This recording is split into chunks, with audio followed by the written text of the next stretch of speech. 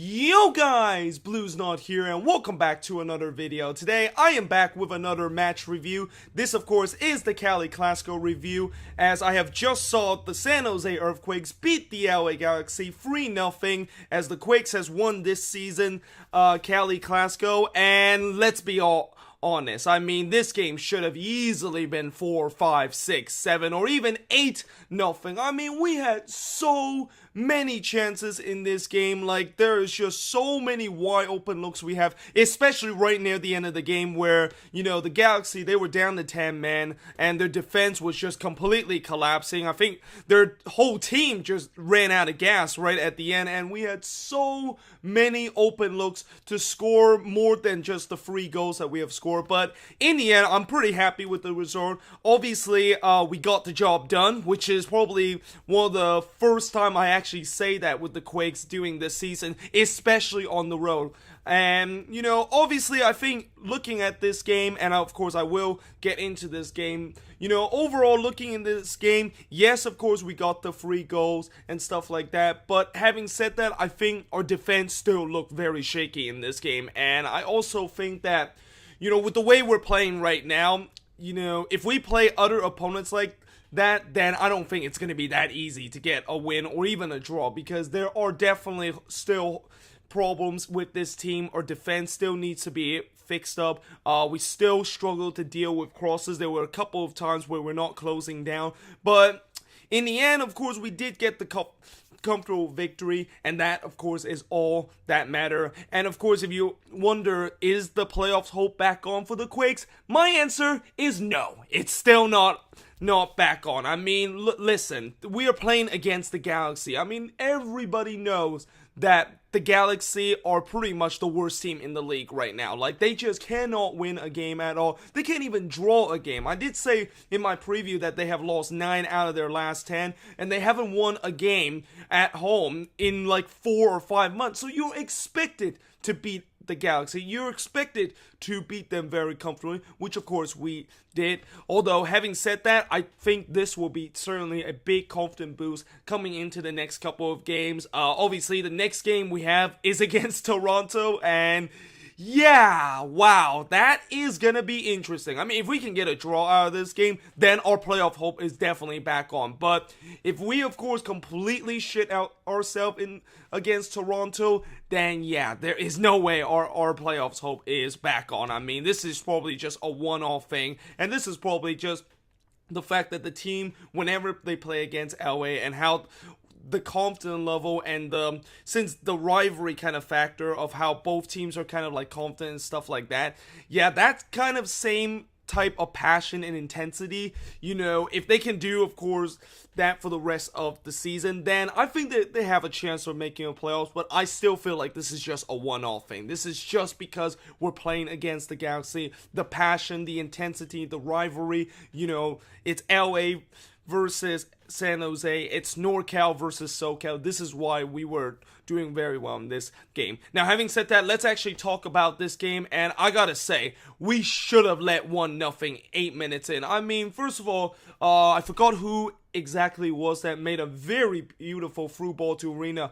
I mean, Urena was one-on-one with the goalkeeper. I was ready to celebrate and see my team go up 1-0 inside 8 minutes, and instead what did Urena did? He completely fluffed it. Like, honestly, if you go back and watch that attempt by Urena, I mean, that is probably one of the worst, if not the worst, misses that I have seen the Quakes done in a long time. How in the world do you go one-on-one with the keeper and you miss like that? Like, honestly, it is just an absolute embarrassing kind of display by Urena, although he did of course redeem himself in the second half, which I will get it to later on. But after that, I feel like the game was kind of very open. I thought both teams had a couple of chances. I know LA hit the post. I think it was Dos Santos that hit the post. You know, that is the guy that I did highlight back in my preview, how he is a very dangerous man and how we need to of course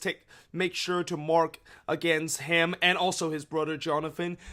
And I thought we did very well in this game. I thought we did kind of limit his chances of shooting in front of goals. I think that goal well, not that goal, but that shot that he hit off the post was probably the best chance that he had the whole game. And then, of course, eventually we did get our first goal right before halftime, and this was a huge goal for us because, coming into halftime, I thought, yes, the team have played very well, but at the same time, we have looked very open in the defensive end, and it looked like this game could go either way in the second half. And that goal just really completely changed how the momentum is and how it changed the halftime talk completely. And the goal actually came off of a set piece after one of their LA Galaxy defender just gone completely to sleep inside the box. And of course, Vako just pretty much shoots one. I think it also took a deflection off of one of the Galaxy defender, or maybe it was kind of saved a little bit by their goalkeeper. Whatever it is, it's in the back of the net. We're up 1-0 just before halftime, and like I said, it was a huge goal. I mean, that has really bring us so much momentum coming into the second half and really just change the team talks of how the second half is. And then, of course, in the second half, there was a penalty originally given by the Galaxy, but then they, of course, look at it over VAR, and they actually said that was a free kick. To me, clearly that was not a penalty because it looked like that if the foul, which I thought it was clearly not a foul either way because I feel like he dived, but if that was a foul, then it was clearly outside the box. It was clearly not a penalty, and I'm glad that the referee got that one right. I mean, the referee, he kind of had a very inconsistent game. I mean, obviously he got that call right, but I think he definitely got the red card wrong. And, for a Quakes fan to say that he, of course, got it wrong for that send-off, that Galaxy player that got sent off, it just tells you that I'm not kind of a fan that just always call everything a red card, even though it's clear. Like, if you look at that sending off, it looked like when that LA defender, I believe it was Smith, when he, of course, stepped on Imperiale's shoes, he actually only stepped on top of him. I mean, he did kind of go rough on that challenge and kind of step on Imperiale's foot, but I don't think that's a red card. I think at best that is a yellow card, and it was very unfortunate for them to go down to 10 men. And then after that, I feel like for some reason we kind of set back a little bit. I mean, I honestly do not understand why in the world did we decide to sit back a lot. I thought, since we are now have a man advantage, we really need to put the sword into that LA Galaxy defense. We really need to kill the game. And for almost about 10 or 15 minutes after that sending off, I thought that was not going to happen. I thought, the Galaxy, they were definitely coming at us. They were pushing man forward, and we are just not doing anything on the counterattack at all. It's almost like we are the one that are down 10 men, not the LA Galaxy. But eventually we did score that crucial second goal, and what a ball that is from Jackson Yu. I mean, I know that recently I've been criticized Jackson Yu with some of his game, and I know that Jackson Yu lately, he's been kind of like not been part of the first team, mainly because he had some very poor performance. But in this game, and at that moment, what a pass that is. I mean, that was an absolute brilliant pass into Urena. Urena just stayed onside, and of course Urena finally redeemed himself after that horrendous mess that he made in the first half. And I'll tell you what, Urena, I think if it wasn't for that goal that he scored, I would say he was probably one of the worst player that in this game. And I would have probably keep saying that, when we made the starting 11, which, by the way, I am so glad that Chris Leach did not decide to go with a 3-5-2, because if he'd gone with a 3-5-2, then yeah, this would be absolutely disastrous. I mean, with the injuries and the suspension that we had, to go with a 3-5-2, it wouldn't make any sense at all. And of course, he decided to go with the old Dominic Kinnear kind of thing. And at first, I didn't really like it because I felt like, oh my god, are we back in Dom's era again, with the fact that we're going 4-4-2 and we're putting guys in kind of a very defensive kind of formation. But it turns out it did stabilize the defense. The attack did kind of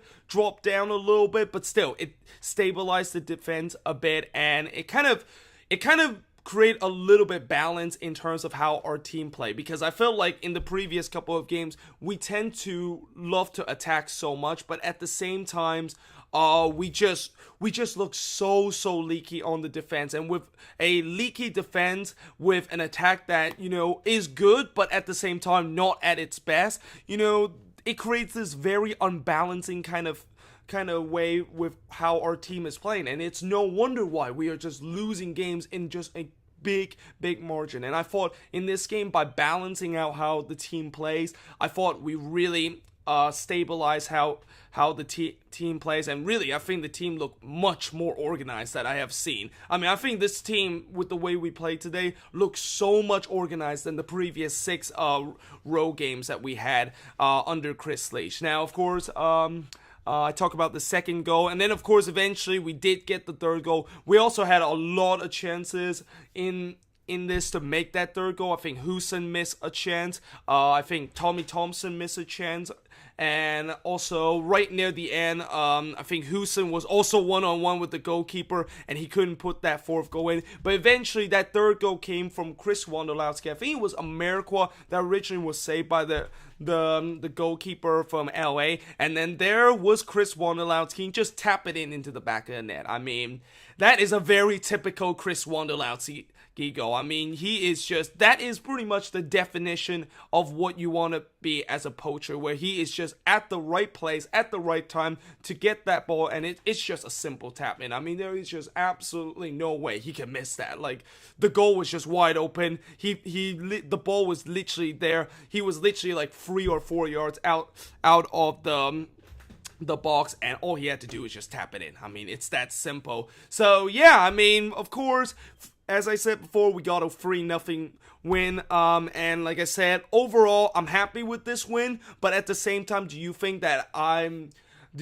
this team is back in the playoff picture? No. Clearly not. I feel like we still have some flaws that we need to fix, and obviously I think these next couple of games, I know the next game, I think that one won't count because we're playing against Toronto FC, and I have a feeling we are going to get absolutely demolished in that game, because Toronto FC is like the best team in the league right now, and they're just playing from another planet right now. They're just literally playing some of the best football we have ever seen in MLS, and I would expect that our team will get absolutely smashed in that game.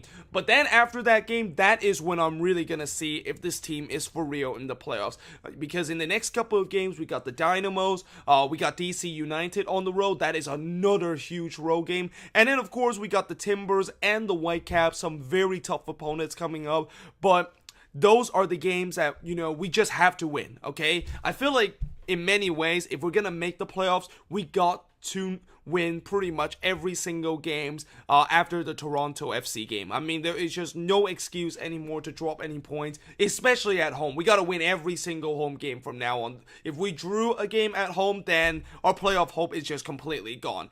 But for me, right now, as of now, I'm just going to say that our playoff hope is still just on the outside, and we're probably just going to miss it on the final day. But we'll see how it goes. Hopefully, the team will hopefully, as we come into these last couple of months, hopefully the team will start to build confidence after this win. And yeah, I hope, of course, you guys enjoyed this match review. If you do, make sure you guys leave a like, smash that subscribe button, and yeah, I will see you guys next time. And as always, come on, you Quakes. Let's see what's happened in the next couple of games.